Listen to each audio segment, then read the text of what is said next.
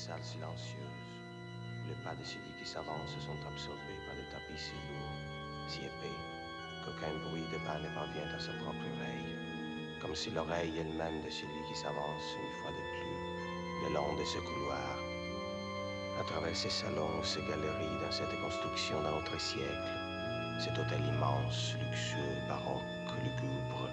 où de couloirs interminables succèdent aux couloirs, silencieux, désert, surchargé d'un décor sombre et froid de boiseries, de stucs, de panneaux moulurés, marbre, glace noire, tableaux aux teintes noires, colonnes, encadrement sculpté des portes, enfilades de portes, de galeries, de couloirs transversaux qui débouchent à leur tour sur des salons déserts, des salons surchargés d'une alimentation d'un autre siècle, des salles silencieuses où les pas de celui qui s'avance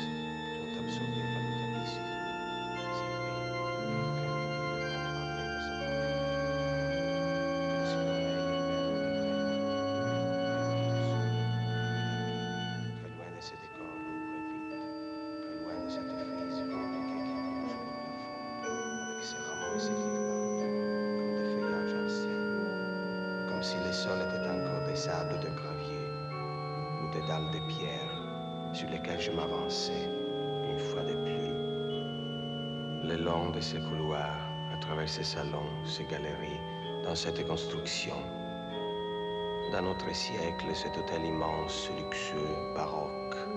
lugubre, de couloirs interminables succèdent aux couloirs, silencieux, déserts, surchargés d'un décor sombre et froid de boiseries, de stucs,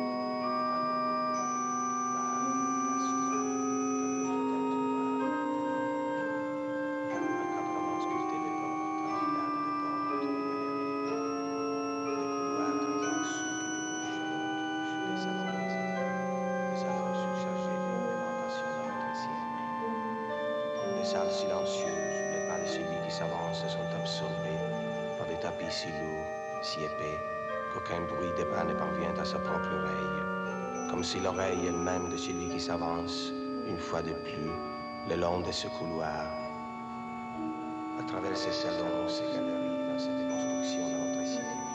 cet hôtel immense, luxueux, baroque, de couloirs interminables succèdent aux couloirs, silencieux, déserts, surchargés d'un décor sombre et froid de boiseries, de stucs, de panneaux moulurés, marbre, glace noire, tableaux aux teintes noires, colonnes, encadrement sculpté des portes, enfilades de portes, de galeries, de couloirs transversaux qui débouchent à leur tour sur des salons déserts, des salons surchargés d'une ornementation d'un autre siècle, des salles silencieuses où les pas de celui qui s'avance sont absorbés par des tapis si lourds, si épais, qu'aucun bruit de pas ne parvient à sa propre oreille, comme si l'oreille elle-même était très loin, très loin du sol, du tapis, très loin de ces décors lourds et vides, très loin de cette frise compliquée qui coule sous le plafond, avec ses rameaux et ses guirlandes, des feuillages anciens, comme si le sol était encore des sables de gravier ou des dalles de pierre sur lesquelles je m'avançais, une fois de plus, le long de ces couloirs, à travers ces salons, ces galeries, dans cette construction d'un autre siècle, cet hôtel immense, luxueux, baroque, lugubre, où de couloirs interminables succèdent aux couloirs, silencieux, désert, surchargé d'un décor sombre et froid de boiseries, de stucs, de panneaux moulurés, marbre, glace noire, tableaux aux teintes noires, colonnes, encadrement sculpté des portes, enfilades de portes, de galeries, des couloirs transversaux qui débouchent à leur tour sur des salons déserts, des salons surchargés d'une alimentation d'un autre siècle, des salles silencieuses où les pas de celui qui s'avance sont absorbés par des tapis si lourds, si épais, qu'aucun bruit de pas ne parvient à sa propre oreille, comme si l'oreille elle-même de celui qui s'avance, à travers ces salons, ces galeries, dans cette construction d'un autre siècle, cet hôtel immense, luxueux,